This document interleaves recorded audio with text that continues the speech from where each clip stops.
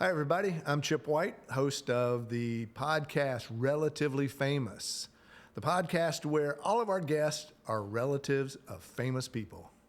Now, you might say, what qualifies me? My sister is Vanna White of Wheel of Fortune. And today, on this episode, we have the daughter, Savannah Foster, of the actress Simone Griffeth. I'm super excited. I love Simone, and I'm super excited to chat with her daughter, who I've gotten to meet once or twice in Beaufort, South Carolina, but this is probably the most in-depth conversation I've ever had with her. So let's welcome Savannah Foster.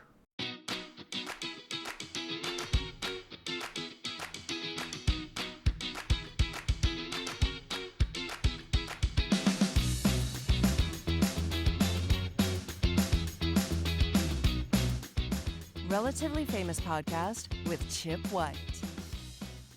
Savannah, welcome to Relatively Famous. I'm super excited to spend the day with you. Hi, Chip. So nice to reconnect with you. Thank you for having me on the show. I'm excited to talk with you more about, what I've been up to in the Low Country and my mom and kind of that dynamic. And thank you. So this podcast, even though we talk to relatives, it really is truly more about who you are. We'll kind of spend a little bit of time about your relationship with your mom and who she is, and then we're going to deep dive into who Savannah is. So, okay, great. Starting at that, I'd love to hear about your mom. One of my favorite people in Beaufort, by the way. Oh, yeah, she has nothing but good things to say about you too. My mom, her name's Simone Griffeth. She has been a longtime actress, modeled in a lot of, TV, sitcoms, major films like Death Race 2000 with Sylvester Stallone and David Carradine. You might also know her from, Untouched or The Choice. That's the Nicholas Sparks film. She also, had, some roles on Magnum PI and Golden Girls, Heart to Heart, Amanda's with B. Arthur. You might have seen her there. And so she's had a really long and successful career. I'm super proud of her. She's still doing acting today and also teaching acting to students and focusing on character development. That's her real passion these days. Now, she's originally from South Carolina also, if I remember correctly. Yes. So she was born in Savannah, Georgia. That's why she ended up naming me that. It was kind of ironic because I was actually born in Scotland. My father's Scottish, so she thought it'd be a unique name for a little Scottish girl to have the name Savannah.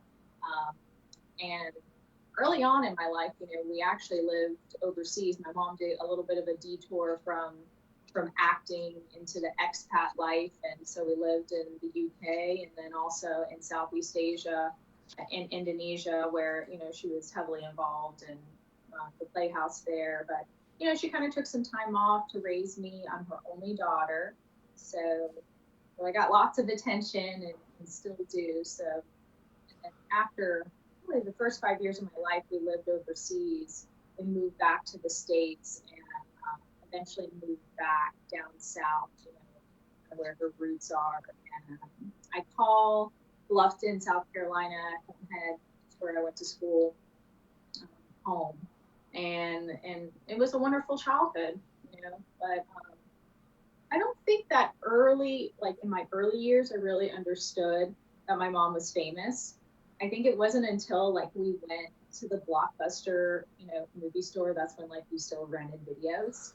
And I saw, my mom on the cover of this movie called Hot Target, where she was the leading lady. And I looked at her and I looked at the video box and I thought, Mommy, is this you? And she's like, yes. And so that's when I think in elementary school started to really realize my mom was very special, human, and that she accomplished a lot in her young life and still today too. But, when you're little, you just kind of look at your parents as your parents and you don't really think about, their life before they were a parent. So that was pretty neat. Now, what's it? I'm the brother of someone. You're the daughter, so the dynamics are obviously a little different. What's it like, kind of standing in the shadow of, your mom's beautiful. She's been in movies. You're stunning. So we're going to get into your sunlight in a minute. What's it like? What was it like, kind of growing up and still today? Are you known as Simone's daughter, or do you really get to stand out on your own as Savannah Foster? Well, that's an interesting question because, I think, especially when I was in school, I was Simone Griffith's daughter. I hadn't really paved my own artistic way yet, even though, in school I was heavily involved in the visual arts, and that's where I excelled. So, we would go to more theatrical performances, and we would go to her, auditions and stuff like that. And so, I think, I did take a back seat, but I don't think at the time I really looked at it that way. I was always very, very proud of my mom, and she's so beautiful and well-spoken and outgoing and that stuff. But I think, for a long time, my identity was closely tied to her and her accomplishments. And, I wasn't into the theater or the acting. I kind of, went more on the visual arts side. So we had that separation, but we could still connect on an artistic level, because she's really into art and collector, and also, antiques and interior design and all of that stuff that I love. So. Yeah, so I was going to ask you about if you ever had aspirations to be an actress or a model, because I know that you're into the visual arts, which we'll dive into really quickly. Did you ever, have you been in movies? Did you do stuff with your mom, or has that just never been a desire at all? I just wasn't good at it. It was awkward for me to do plays. Like I remember I did Romeo and Juliet in middle school, and awkward. My mom tried to help coach me and all of that stuff. And so I think I knew early on that wasn't going to be my trajectory, but I was really good at like drawing and painting. So I just kept on doing that. So to answer your question, no, I didn't ever want to, be a model or do the acting thing. I was like, that's mom's thing. Like, she's great at it. Let her be great at it. So the visual arts, the painting, I noticed behind you, I believe that's one of yours? Yes, it is. Yes, it is. Dive into your art for me, and because I know it's going to lead us to a special place in the conversation, but really kind of give me the background, what you love to paint, what you love to draw, just really let everyone get us a feeling of Savannah the artist.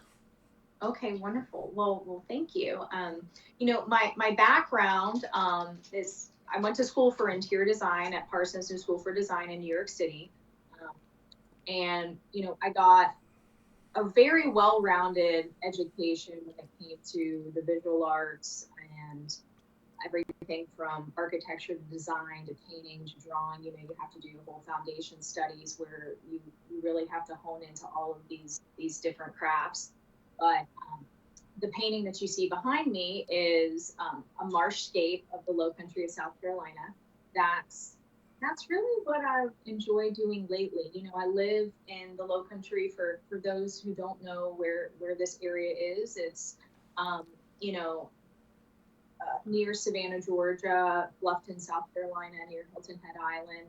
And it's one of the most beautiful places on earth. And,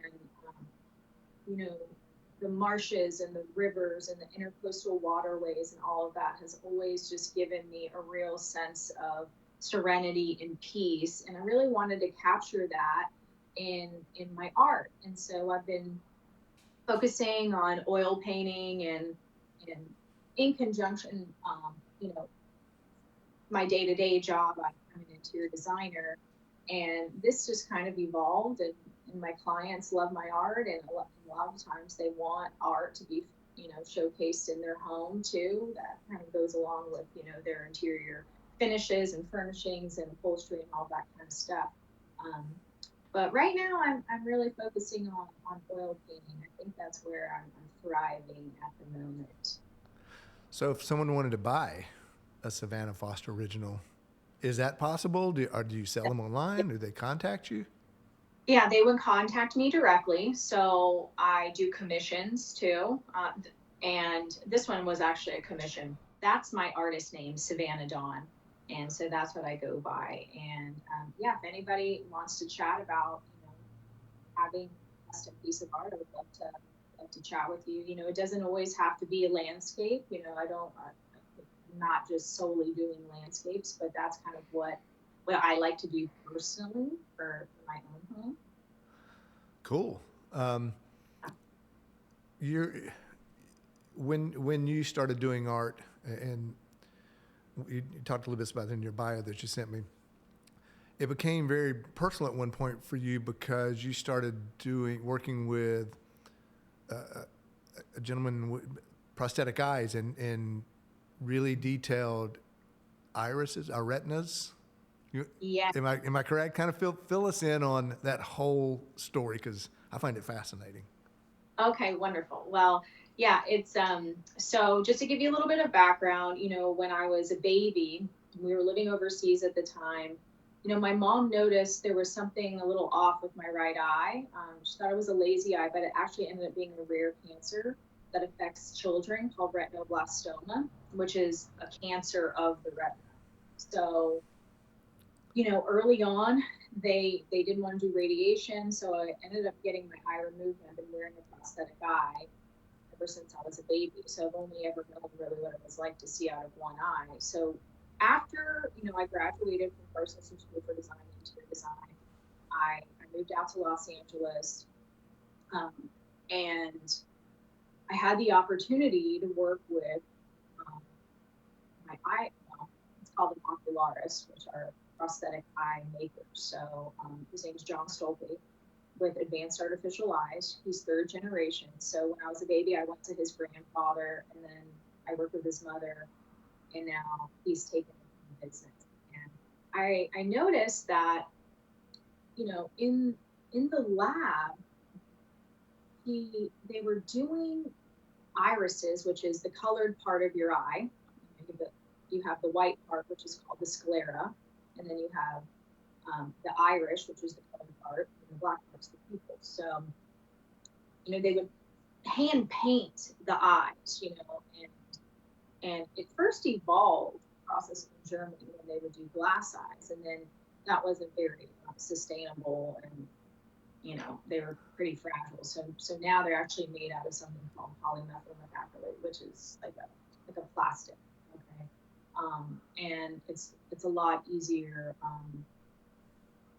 to create those versus trying to blow glass eyes. So to make a long story short, they were in the process of creating a digital patented technology where you would take a realistic photo of the patient's eye, their natural eye, and you would try to recreate it in Photoshop digitally versus using oil paint and painting just layers and layers and layers, which, was very time consuming, and it wasn't always like the most realistic looking eye. So I was very fascinated, and I was like, can I come apprentice under you? Look at what you're doing. And so I became like the digital imaging specialist, creating these irises in Photoshop where you have layer upon layer. Sometimes you'll have like numerous layers where, because the eye is so multifaceted, right? And so there's lots of different details around the perimeter, which is actually called the limbus, and then the actual, there's another part called the collarette. So there was all these different layers, and then you would print them out, and then you would embed them in the prosthetic eye. And so that was a really, really cool time in my life. I was in my early 20s. I'm 36 now, and I was able to to be a part of that process that was the first time anybody had ever done that. And we started creating these digital iris boards, and we were able to send them overseas to places like India and Asia and all these other places where they were just doing stock eyes for people. Meaning like it would just be like one blue or one green, one brown eye, that kind of thing.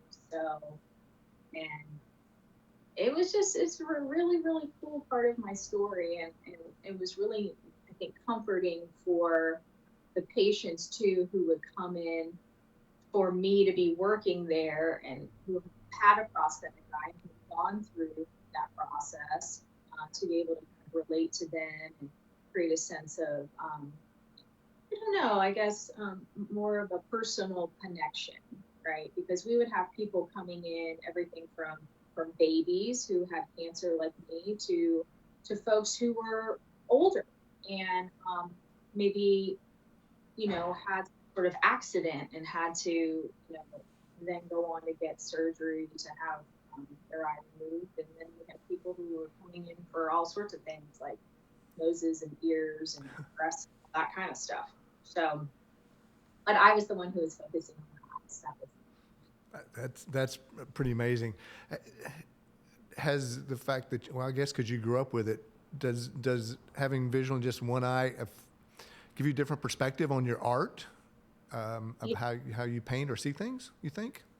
Well, someone told me, like in an art class, to close one eye and just to look through the other eye, because they would help as far as perspective goes. And I was like, well, I don't have to do that. And so I think honestly, it's probably helped me in the visual arts. Like I'm really good with painting and drawing. Now, as far as kind of sometimes depth perception, that's really the only thing I think that has affected me a little bit. I make sure, like when driving, but overall, it really hasn't affected me in my day to day. I think it's honestly helped me creatively too.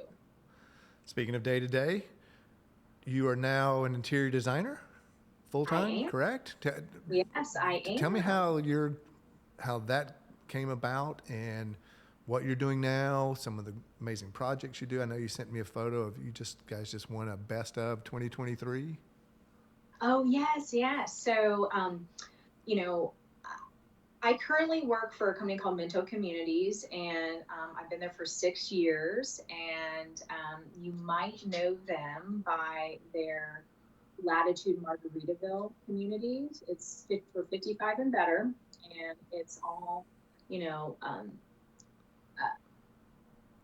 it was started by the legendary late singer-songwriter Jimmy Buffett. Bless him. He passed this past year, wonderful human. And he wanted to kind of reframe what it looked like for people to age. One of his taglines is, I'm growing older, but not up. This is not a place where, we age and we die. He said that on The View. This is a place where we want to go and we want to have fun, and it's all about the active lifestyle. And so it's very music centric. There's tons of opportunities for people to get involved in sports. Pickleball's huge, tennis, swimming, the arts, you name it. So I had the opportunity to come on board as interior designer. So when people come and they purchase a home at Latitude Margaritaville, at the Hilton Head location, they would meet with me in the design center, and I would help them pick out all of their interior finishes. So all their cabinets, their countertops, their flooring, all that kind of fun stuff that goes inside. I call it fun stuff. And it's been a wonderfully rewarding experience. People who come and to this area, they're really excited. Got a lot of people from the Northeast. We're even having more and more folks from out west coming to join in on the fun. I love the idea of the whole Margaritaville living, because I'm getting older, and some point I'm gonna have to go somewhere where somebody can help me get along. Or one in Texas. Stay tuned. That's I saw that recently. Maybe Yeah. I'll come back to South Carolina, and and the more I do this podcast, the more I also realize kind of what a small world it really is. Like, I met you through your mom, and I met your mom through a film festival in Beaufort, the Beaufort International Film Festival, one of my favorite film festivals, by the way. I remember the first time I met your mom, it was at one of the parties, and of course I happened to be standing beside Hoyt Richards, who, this phenomenal looking man. I'm like, oh, great. I got to stand beside him when I meet Simone. And actually his brother's been a guest also. So cool. It's a small world how I get to meet these people. And the fact that you're at Margaritaville and Wheel of Fortune is such a big supporter of that whole concept, that kind of is fun to have that connection also. Now, as we kind of start getting close to wrapping up, I think we're getting close to our 30-minute where I like to keep it. I want to hear some fun anecdotes about you and your mom. Oh, wow.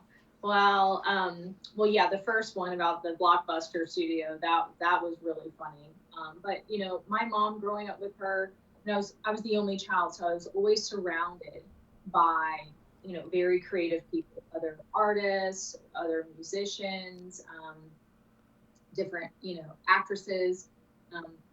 My godmother is Louise Sorrell. You might know her from Days of Our Lives, that kind of thing. So when we would go out, like, I think we went and saw The Sound of Music.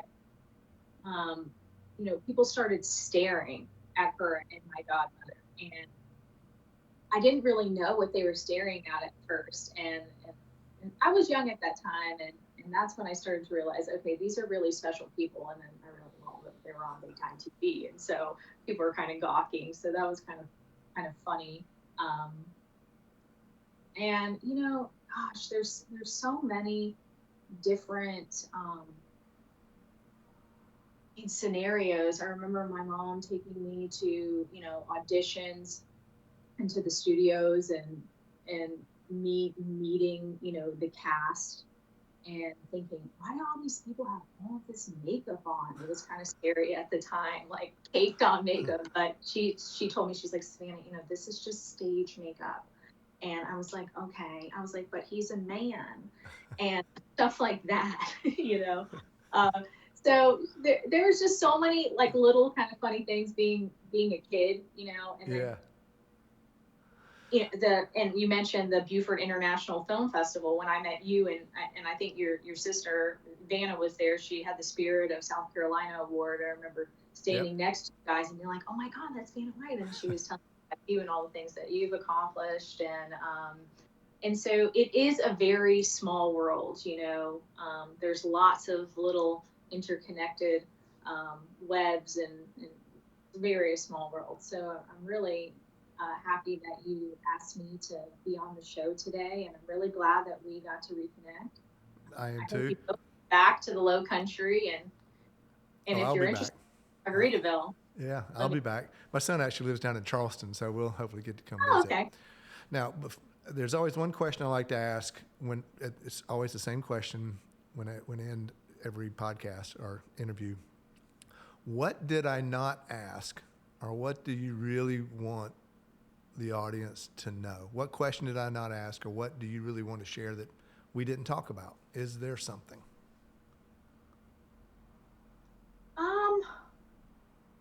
I think only thing I think I might want to add is how I kind of started doing the creative thing. So when my mom was going to auditions, and she would bring me, but I was an only child, so I had to keep myself occupied.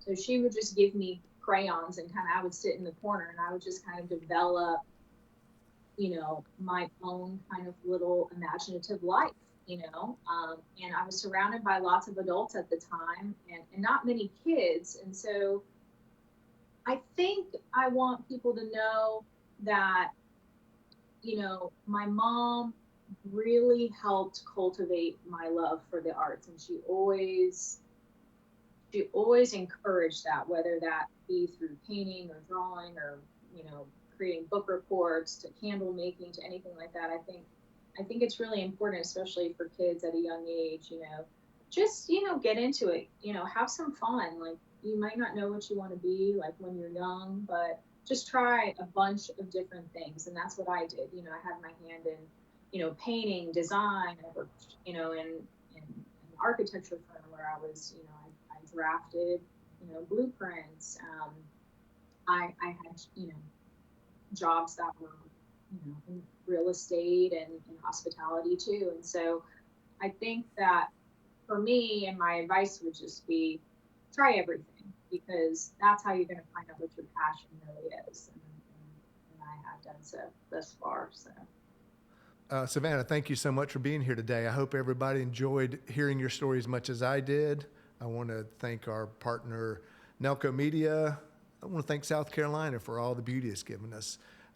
If you happen to have stumbled across this podcast, or if you follow us, you're a subscriber, I am truly, truly grateful that you take the time to listen or watch. I would be super thankful if you share it. If you happen to be a relative of someone you think is famous and you want to be a guest, reach out to us. We're easy to find. We're always looking for guests. You've been listening to Relatively Famous with Chip White.